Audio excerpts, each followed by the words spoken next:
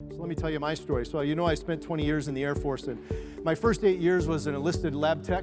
I was really good lab tech. I finished my degree. I got my opportunity in the Air Force to get a commission as an officer, and so that meant I could move up and become a laboratory director. So literally July 29th, year 2000, I'm an enlisted lab tech, E5 in the Air Force, been in 8.5 years, and had the opportunity to get a commission, become an officer. That's a Friday, by the way. If you look at your calendar, in the year 2000, that was a Friday.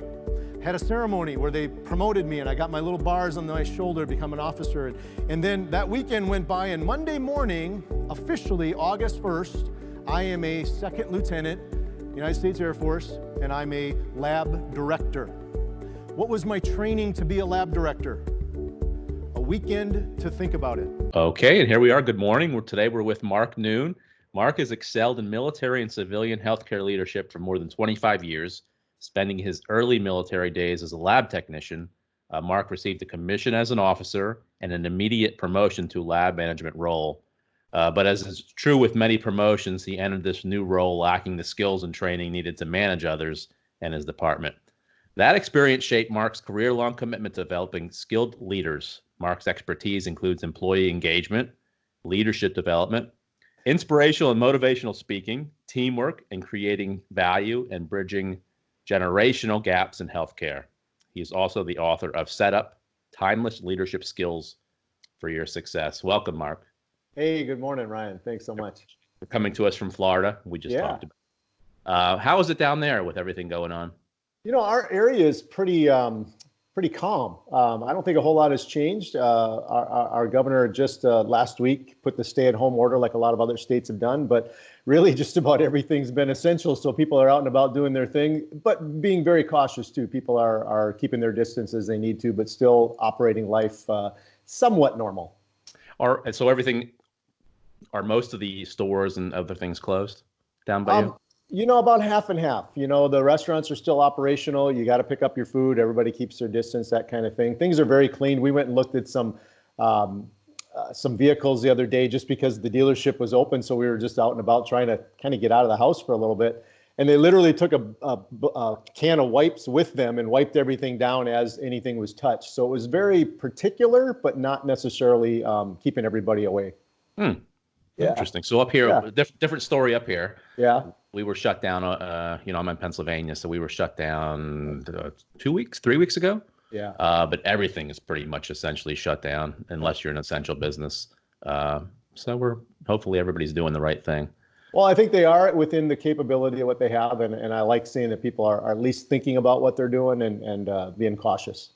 How do you feel this is going to affect businesses moving forward, especially in a state like us where we're all locked down and just no money's coming in? Yeah. I think the difficult part is the immediate, and if people haven't prepared well for that in the past, have a good savings, things like that, I think that's going to affect people, no doubt. I'm not too worried about how it's going to bounce back. I think it's going to take time, but I think it's almost to me like a reset. You go to your computer and you reset, and you kind of reset as either you go back to the manufacturer's starting point or you go back to where you left off. And I think we're going to go back to where we left off, and things are going to pick up really well. But it's going to take some time. People got to be patient. Absolutely. I think it's a good time to actually go back and kind of reflect on your business and just go through everything. Right. I think we're going to plan things a lot differently. I'm going to even look at my speaking business and the things that I do even differently than I have before. I'm not able to go on the road, so I'm not able to do the things I love to do. But at the same time, I think I'm going to prepare for things differently in the future, as will many people. Could you give us a little brief background? Yeah. So I spent 20 years in the United States Air Force. I was clinical lab hospital. That's my background. So I spend primarily my time in healthcare organizations. I mentioned I've been up in your area, Pennsylvania, to some different hospitals there as well. And all over the country, really. I've been in about 43 different states and a couple of provinces in Canada. And really what our organization, so I work for a company called the Studer Group out of Pensacola, Florida. That's my main business. That's what I've been doing for the last 8 years now since I retired for the Air Force. And really, we are a consulting coaching organization, but I do a lot of leader development. You mentioned my book Set Up. It's really about leader development. It's about how do we prepare people for a leadership opportunity or leadership roles, or those that are already in that role. How do we continue to enhance their abilities? So I travel all over. I speak anywhere from an hour to 6 hours a day, depending on how many days I'm out. And I love what I do, love being on the road, love meeting. And now even more so, I'm going to really look forward to get back on the road and really begin to pour back into these healthcare workers who have really been stressed out. What have you done with your speaking engagements? Just put them on pause? Yeah, they've had to be on pause. So things that we were going to do in March and April, we've had to put off till May, June, July, as things get back up. We know that it's going to take some of these hospitals some time to recover. But at the same time, they're going to need some of what we provide at the same time in a way that helps them get back to a normalcy of some sorts. Have you got any feedback from the hospitals that you work with on their current status and morale? Yeah, I keep in contact with several of them. We have a lot of coaches and consultants who are constantly in contact with some of these organizations. For me, ones that I've spoken at in the last 6 months, I've really kind of reached back to and said, hey, anything you need from me, anything I can do, we need a webinar set up to help you walk through some of these things. Our organization has actually helped people walk through the change management part of it.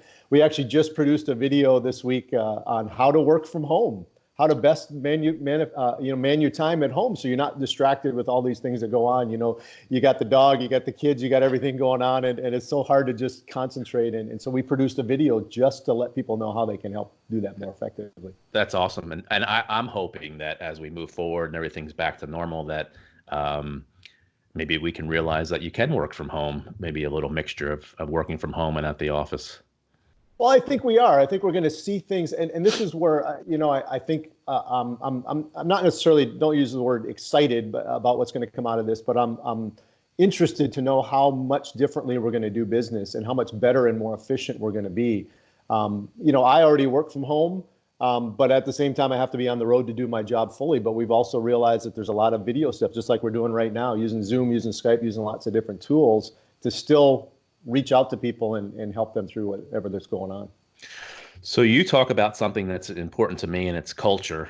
Yeah. Culture is so important. It can ruin your company if it's bad. How do we realize, first of all, how important is culture? And then number two is, how do we see when somebody is in your organization that is just not good for your culture? How do we find them right away?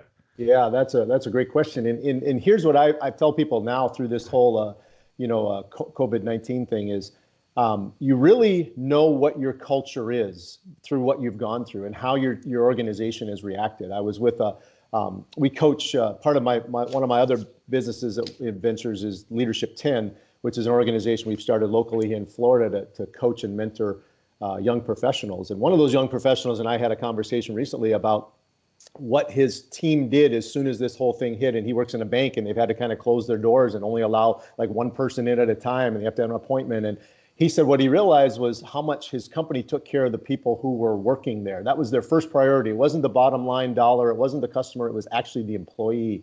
And that says a lot about their culture. It says that the people are important. So I think the identifying part of a culture is really found through that crisis or through things that happen. Now, you can talk about your values of an organization, which are kind of the foundation of your culture. But if you don't live that out every day, if the values are things that the sign that hangs on the walls and sort of doesn't walk in the halls kind of thing, that tells a big difference. For me, culture is about the setting. I call it the setting. It's the environment that we've created. What have we put in place so that people know this is our culture? If we're taking good care of the customer and service is important, what are the things that we put in place to ensure that people are focused on service? You asked about how do we know who's the right fit in a culture, and that takes time to develop. I used to work with organizations who, they say this is what our culture is, and it's what they want their culture to be, but they haven't quite got there. So you've got to develop that culture and then begin to hire people who fit that culture really, really well. Do you think that if somebody's within our organization and right now they're just not a good fit, they don't fit the culture, can we train them? Can we mold them to meet our needs? I think absolutely. I think the number one thing you want to do is take the people you have and make them better. It's expensive. Turnover is expensive. To get rid of somebody, good or bad, is expensive. You still have to find somebody to replace them. So if we can train the people we have to get to the point they need to be, I think that's a win. And we find this when we have conversations with those people who maybe don't fit our culture or are toxic to our culture, we hear those terms. I think the first thing is we go and we coach them and we give them an opportunity to say, hey, here's where we're going. We want you to be a part of this. And they can make that choice to go along or not to. And then it usually, statistically, 50-50. 50% want to go with you and 50% are against it. And those are the 50% that we have to work with and say, okay, either we're going to do it or you need to find another place to be. For my company, I own a painting company, and usually our busiest times in the summer, it gets a little crazy. There's never enough help. And in times like this, the convenience stores up here don't have enough help. Everybody's trying to find somebody who just wants to work. In those times of craziness, can you bend that culture a little bit just to keep everything going? I always say this, I never fault any leader, any company owner, CEO, whoever, from making a decision that they need somebody in order to fulfill the needs of the customer or the needs of the people. I never would fault them. I'd never criticize them. It's a tough decision to make. I think the right decision to make is to have the right people there, no matter what that does to the business or what it does to the organization. I think having the right person, I've said this before, and we work with hospitals. If you've got let's say a doctor who's an orthopedic surgeon, let's say as an example, who brings in a lot of revenue to a hospital, a great need in a community because you've got a lot of elderly population maybe that need hips and knees, and you've got lots of sports going on in an area or university where you've got lots of athletes who have injuries. Having that person as part of your organization is essential to your business. But at the same time, are you losing other people around the organization because that person doesn't fit the culture? So your costs that you're gaining, you're losing by losing all these good people who are surrounding you. So I don't fault any leader for making that decision, but I think the right thing to do is to find the right people or get rid of the wrong people. That's a good point. Yeah. And something we've lived here. You get so desperate in those desperate times when you're so busy that you just bring in anybody, and it never works.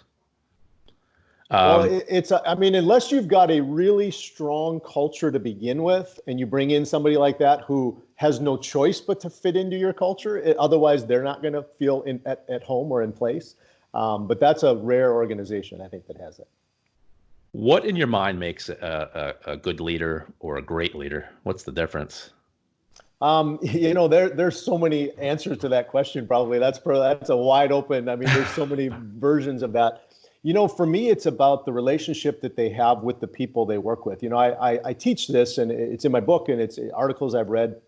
Harvard Business Review did an article about 4 or 5 years ago. They said these are the elements of a great leader, and number one is somebody who has a regular conversation with their employees, and we call it rounding in our business at Studer Group. We have a regular monthly conversation with that employee, talking about good things that are happening, talking about making sure they have everything they need to do their job.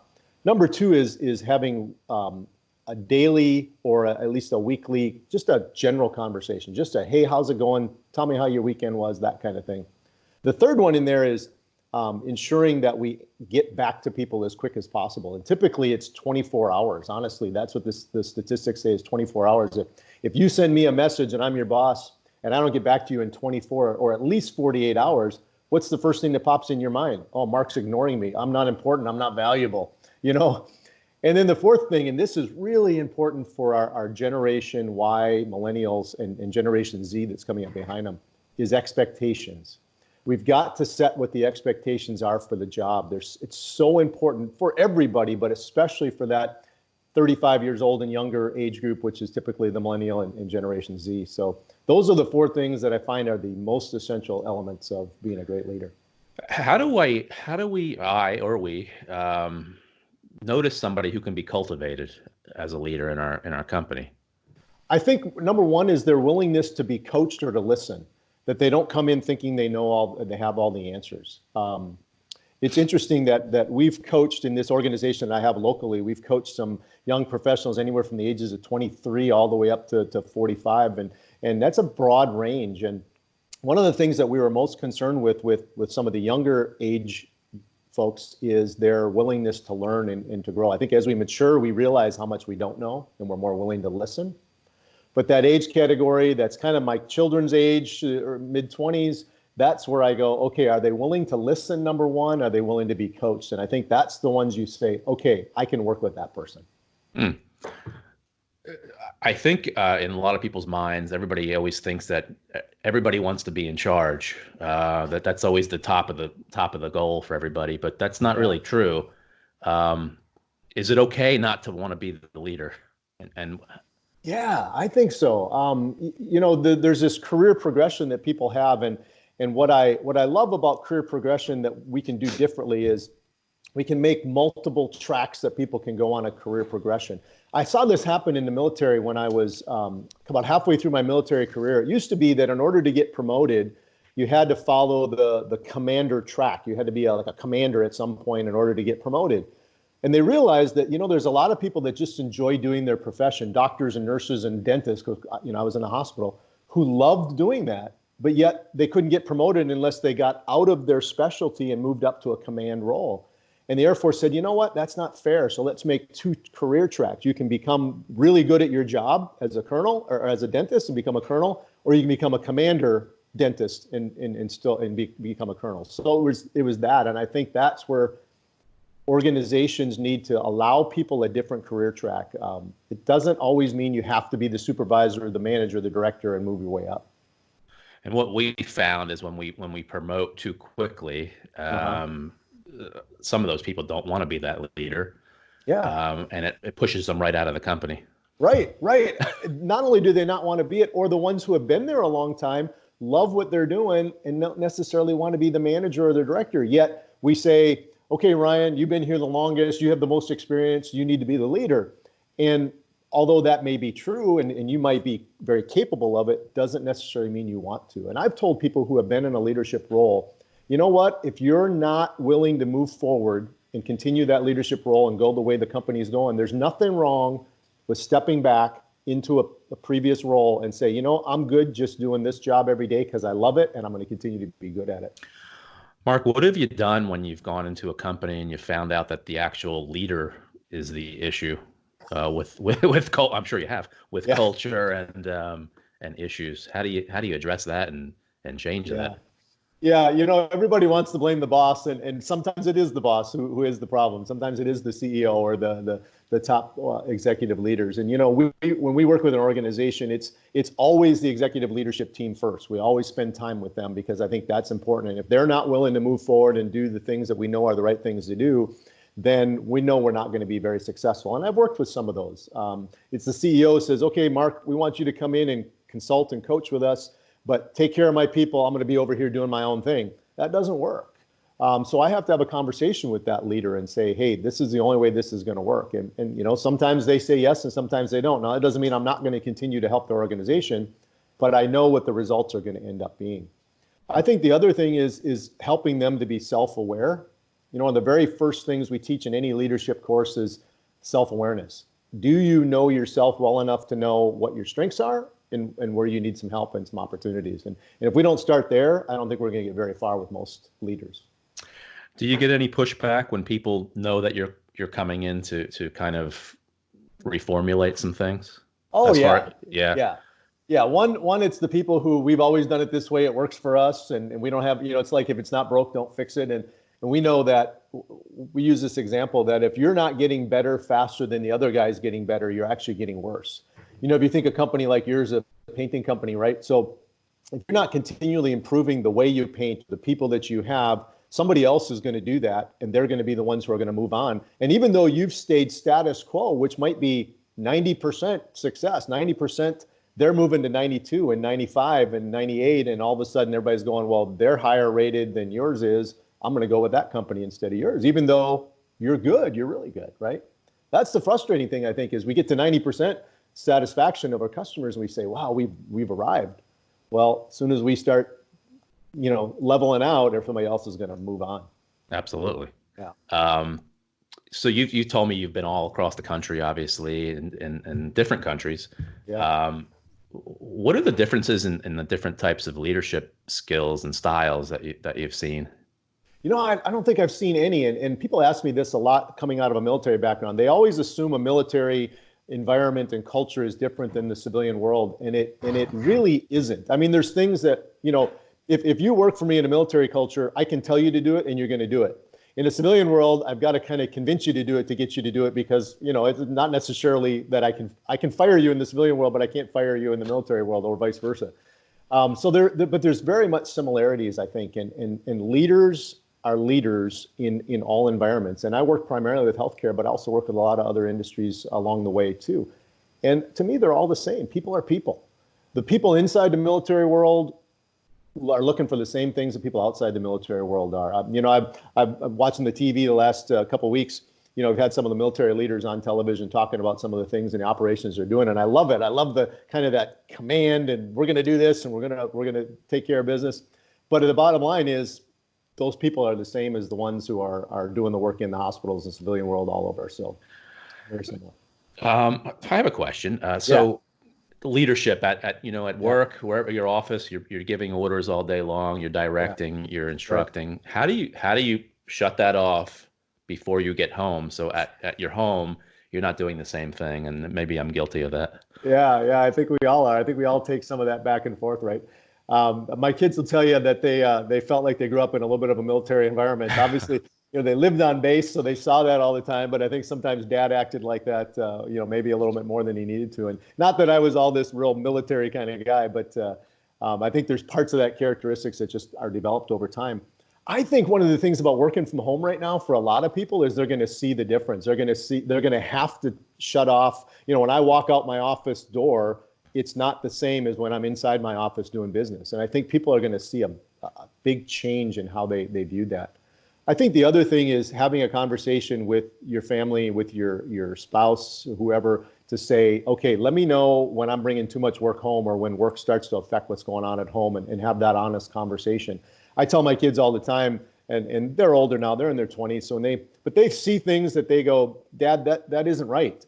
I need them to let me know that that's not right, and not from a way of saying, trying to find things that are wrong. It's just me saying, because they're adults now, you know what? I want to be a better father and someday a grandfather, and here's the things I need to change about myself. It's tough. I mean, I do find myself at home kind of dictating where everything should, just as I do at work. Right. I've had my kids tell me over the years, "Hey, Dad, you're not at the office." You know, like, "Oh yeah, I forgot."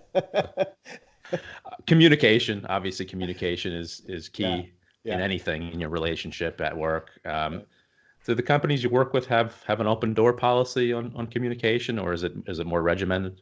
Yeah, that's open door policy is one of those things I talk about a lot.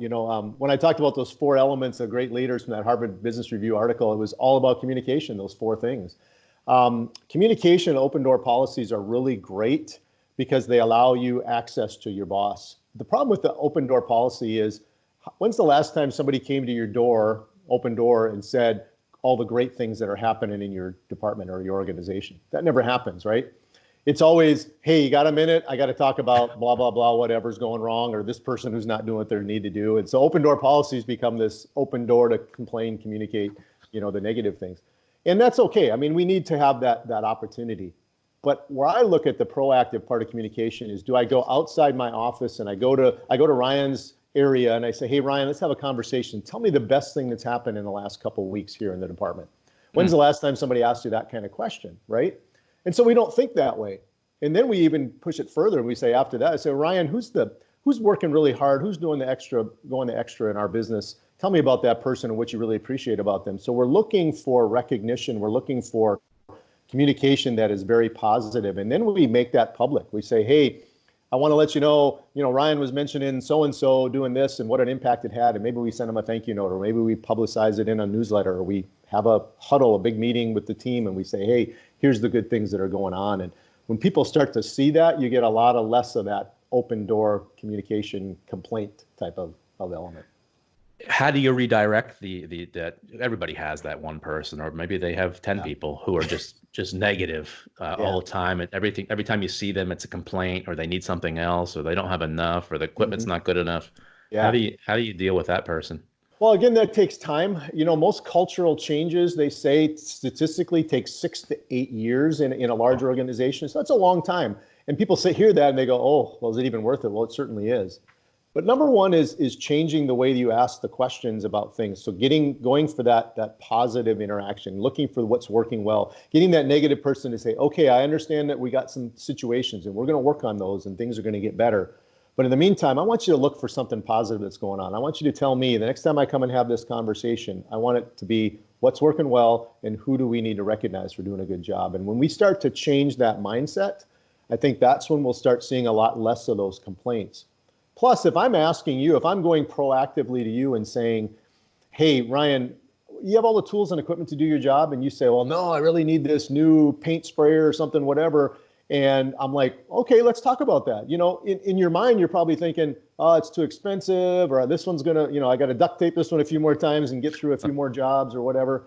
But in reality, it might not be that big a deal. And so when you present it to me and I go, well, let's see what we can do. And then we go and we investigate, and all of a sudden we get that tool or we get that new piece of equipment. And you're like, wow, well, I asked Mark for something. He at least tries to get it. And hey, if we don't get it, we can't get it. It's too expensive. It doesn't fit our needs. We'd only use it on one job, but we'd never use it on other jobs. Well, here's the reason why we can't do that. And coming back, and that's where we come back to people and we say, you know what, great idea, maybe for the future, but here's why we can't now. What do you love so much about helping businesses and people? You know, I love to see the impact and the growth. I love when I go to an organization like this, like I'll go back to some organizations a year later and they'll say, oh, we've improved in this. Or I had one organization, a great little hospital in Arkansas that I coached for a while, and they went from 43% to 63% in employee engagement in just 3 years.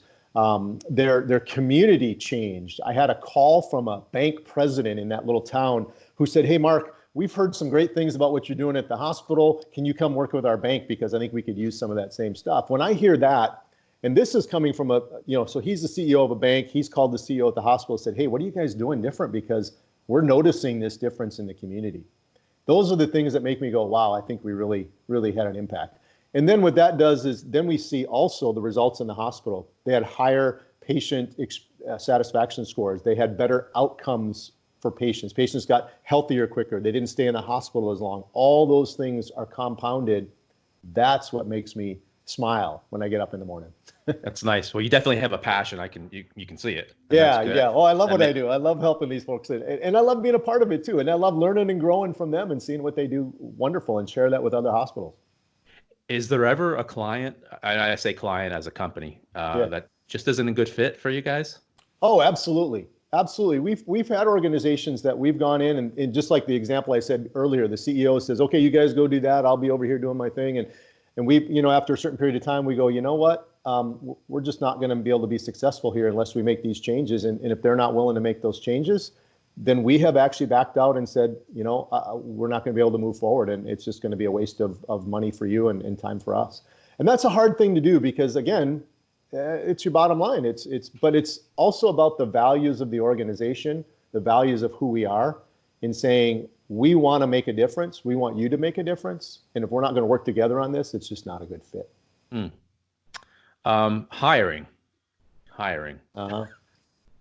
That's our sore point. Yeah. It used to be a couple years ago that, we would put an ad out and you would get, 150 people apply. Wow. Now, before the virus started and the pandemic, it was down to maybe 10 to 15 people. So things were good for everybody. Obviously, everybody was working. Yeah. Now we've hit everybody. There's a lot of unemployment. Are you going to see a big shift and a big turnover and people going to different companies? And what do you think the outlook's going to be?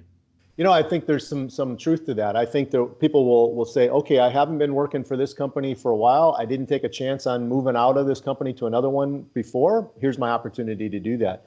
I think hiring is going to go right back to where it was. I think the unemployment rate is going to drop right back to where it was before and even lower.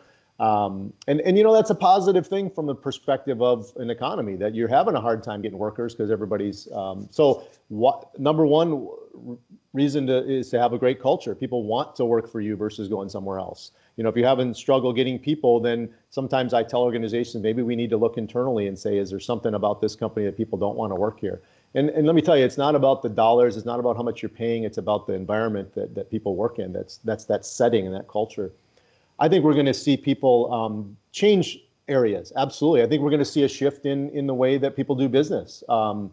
people realizing they can do things from home, and they come, obviously you can't paint from home, so you've got to go out on the job site, but I'm gonna guess that there are other parts of elements of your business that could be done from home, or did telecommute, where people drive here, spend a little time on site, and then they're back home doing their thing. And I think we're going to see a big shift in that, and when companies adapt to that, I think they're going to be the successful ones at this point going forward. Nice. And we've made a big push on virtual estimating. Yeah. There's no reason that you can't do an estimate like we're doing right now. Yeah. Hopefully that brings a little change to our industry. That's basically our industry, I feel, is stuck in 1960. Well, that's a great point. Is so many of them are, and we're being kind of forced to get out of our comfort zone in that way. I told you I was looking at some vehicles the other day, and we were only allowed to look at so many vehicles because they're trying to keep things sterile and clean. And they said, hey, here's something we're doing now. You call me and we'll do a virtual. We'll just set up the camera and we'll go in and we'll look at these different features in the vehicle, and we'll show, so you don't have to drive, to the lot to go do that. Well, for some people, that's a big plus. Maybe that's a way they're going to do business differently. They're going to allow people to virtually look at things instead of having them come into the showroom, so to speak. How do you feel about a virtual interview for a job position? I think I see that so much more because of the fact that even when I started at Studio Group 8 years ago, it was all virtual because I was living in Arkansas at the time. I was stationed at Air Force Base in Arkansas. The company's in Florida. The people who were interviewing me were in California and Ohio and different places. So everything was virtual for me. And until I got to the very final, then I had to travel to the site to be able to do the final interview. I think virtual is a great way to go. My youngest daughter just graduated with a master's, and she's now in the job hunt. And unfortunately, this whole situation happened in the middle of her job hunt, so things are a little slower. But she's done virtual interviews already because the jobs are, 200, 300, 400 miles away. So why not? Why not? Especially video where you can actually see facial expressions and gestures and things like that, I think are very important. The whole interview process, are there any tips you can give us to make it an effective one? Yeah. I think number one is the type of questions that we ask people. Are they experiential questions or what if questions? It's like, hey, what would you do in this situation? And somebody makes up a great answer of what they read in a book that they're supposed to do. Well, that sounds great. Okay, now give me an example when that happened with you. Well, give me an example when a customer did this. How did you react and what was the outcome? So those very behavioral-based questions, I think, are number one. Number two, I think, especially depending on the size of the organization, is to do what we call peer interviewing. So if you're thinking about hiring somebody in your organization and you and a couple of your senior folks, whoever they are, whether they be technicians, painters, whatever their role is, they come into the interview process. So even if it's virtual, it might be multiple screens on and you're all asking questions and you're all seeing that interaction with that person. And then the number one thing is coming to a consensus that all three of you or five of you or however many agree that this is the right person. And if one of you says no, then we move on to the next candidate. Here's the reason. If you do the hiring, Ryan does the hiring, and the people that are working with that person don't like them, they're going to blame you. And they rightfully should. If all five agree and that person, for whatever reason, doesn't work out, then we all go, well, we missed it here somewhere, and we're all taking some of the heat on this, right? That's a great tip. Behavioral-based interviewing and peer interviewing, where we're coming together as a group. All right. Could you talk about your book a little bit? Yeah. Let me just put up a quick plug right there. There Awesome. It is, right? So the book was developed as a leader development tool. And you read this in my bio a little bit, when I became an officer in the Air Force, which meant I moved into a leadership role. So I'm a clinical lab tech. That's what I did. I did all the day-to-day work in a lab, and I finished my undergraduate degree in the Air Force, gave me this opportunity to become a lab director. And literally on a Friday, I'm a lab tech. I'm working the bench, and then I have this ceremony, and I get promoted and all that. And Tuesday, the next week, I show up at my first assignment as a lab director, as an officer. And I say, what was my training to be a lab director? A 3-day weekend to think about it. That was my training, right? I mean, I didn't really have a lot of training. It wasn't a preparation. And so I set out on this journey, that was more than 20 years ago now, and I set out on this journey to say, what does it take to step into a role of leadership? I say it like this: if I'm promoting you, Ryan, do you have to step up to the role, or can you simply step in? And if people are well prepared, or at least as well prepared as we can make them, they're going to be able to step into that role a little bit more effectively. Doesn't mean they know everything, doesn't mean they have it all, but we promote people because they're really good. We say, you're a really good painter. You've been fun to work with. Let's make you the leader. And all of a sudden they're leading a crew of painters. And does that really qualify them? Not necessarily. Doesn't make that mean that they're going to do a poor job, but are they truly qualified? So the book is designed with 8 different elements that I think are the essential foundations for becoming a great leader. That's your first book, correct? Yeah, it is. How did you just, wake up one day and decide to write a book? Well, I don't know if I woke up one day to do that. It was a long process. I've heard people say this. My book is, it took 15 years to write, in the sense of all the experiences and all the things that I've done in life to be able to get to that point. I started writing it actually several years ago. I put a lot of elements into it, and then you try to find a publisher, and that doesn't happen. And finally, I just put it on the back burner for a while. I would teach out of it, I would speak from it, but it never got published. And then about 2.5 years ago, my company, who does some book publishing, do about 2 books a year, they said, "Hey, Mark, we need a book along this lines of what we've heard you speak about, and can we develop this?" And really, about 6 months, it was, from start to finish, it was done. Although the foundation of it was already written. Oh, nice. Yeah. What do you remember the day it was released? It was July of 2018. I don't remember exactly the day, but it was, I just gotten a big box of the books in that week, and it was just fun to open it up and see, wow, there it is. It's actually in print, and it's an exciting feeling to know that you've had that kind of an accomplishment. But I also look at it and I go, it's not a real thick book. It'd probably take you 3 full hours to read if you sat down from start to finish. But it's 15 years in the making to get to those 3 hours. So it's a lot. Did it give you the itch to do it again? Oh yeah, I'm actually starting on the next book or two. I've taken some of the chapters that are in there that are a little smaller, and I'm going to expand them out into more of a kind of a mini book, probably a 50 to 60 pager, just simple little tidbit books on delegation and motivation and culture and things like that. And how can your book now help a business? So number one is, if you're already a leader and you're struggling, I think there's some elements in there that'll really help, especially in the area of delegation and motivation. Those are things that people really struggle with. The number two is, if you're looking to promote some people and you're saying, okay, here's 3 people that I want to promote at some point in time. This is the book they need to read so that they can start building that foundation. So again, when I get ready to promote them, they can step in and not have to step up. Those are the 2 elements I think are really, really important. The third one is when you're a senior leader, let's say, and you've got a bunch of people who are new to the organization or new to the job, and you give them that opportunity and let them read that, just to kind of build on some of the skills they already have. Mm. And how did you get involved with public speaking? So, it's interesting you say that, because I just shared this story with a group of young professionals just recently, kind of a pivotal moment in my life when way back in the late 90s, I was stationed in Hawaii as an Air Force member. And this is just before I got my opportunity to become an officer and get promoted. And I gave this speech in front of this one particular audience. I'd actually auditioned for it.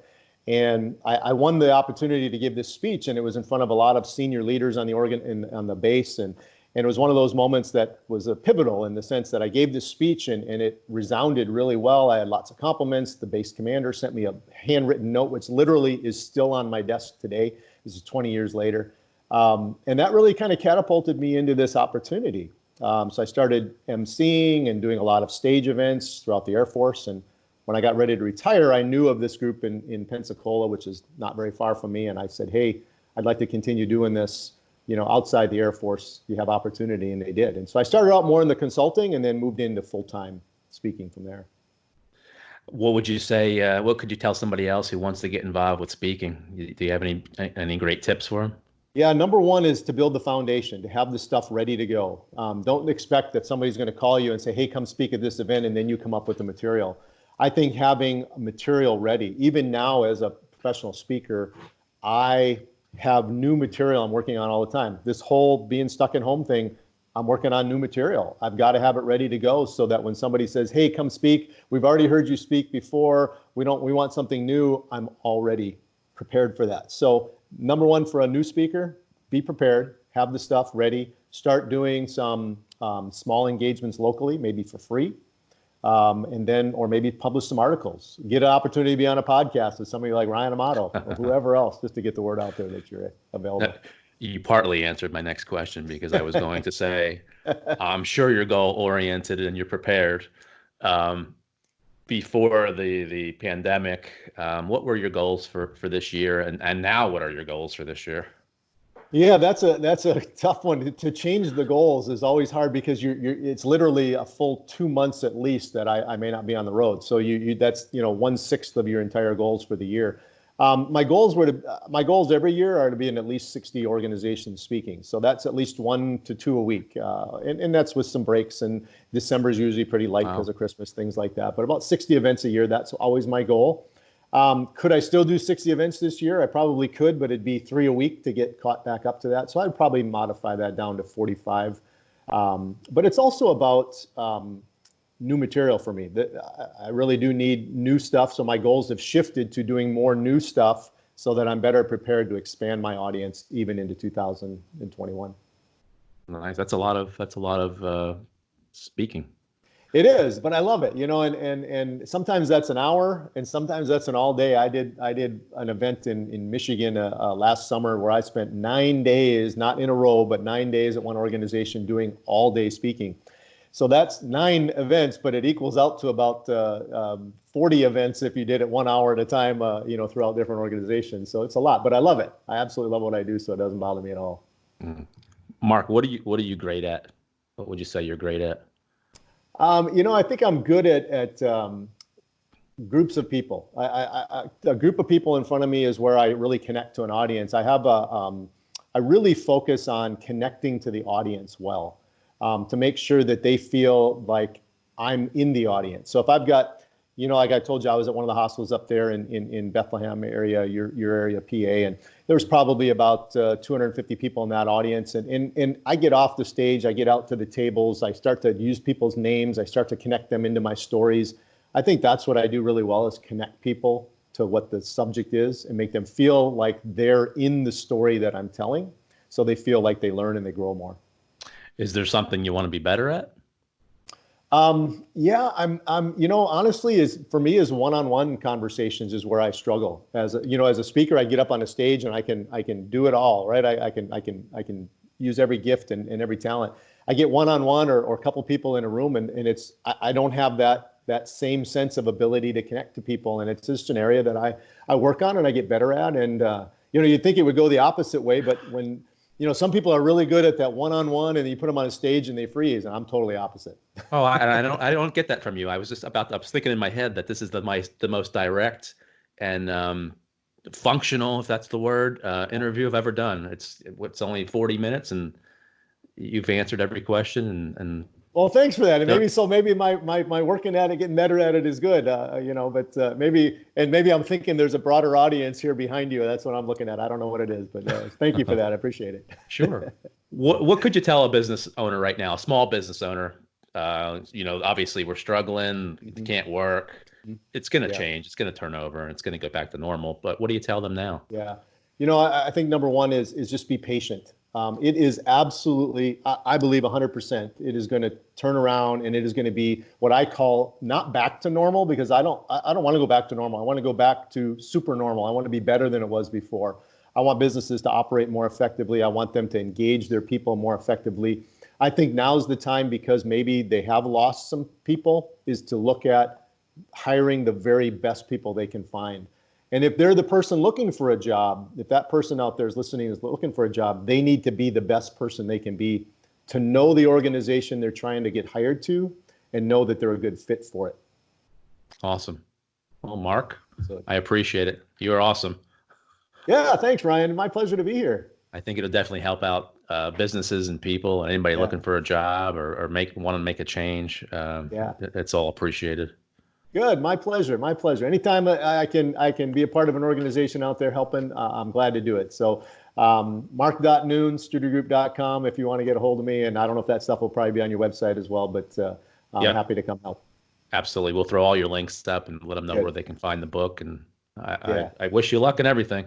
Thanks, Ryan. Thanks so much. You Have so a great much. week. All right, You buddy. too. Take care.